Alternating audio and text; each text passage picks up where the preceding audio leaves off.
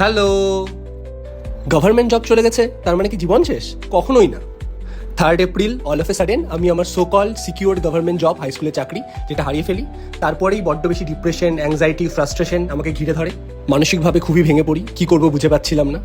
কিন্তু হঠাৎ আমি রিয়েলাইজ করি এখানেই জীবনের শেষ নয়, এবার বুঝি ঘুরে দাঁড়ানোর সময়। তো ছোটোবেলা থেকেই আমার ইচ্ছে ছিল নিজের একটা আইসক্রিম ব্র্যান্ড বানানোর, কারণ আমি আইসক্রিম খেতে খুবই ভালোবাসতাম। এরপরে আমি আমার আইসক্রিম ব্র্যান্ড তৈরি করার পেছনে উঠে পড়ে লেগে পড়ি।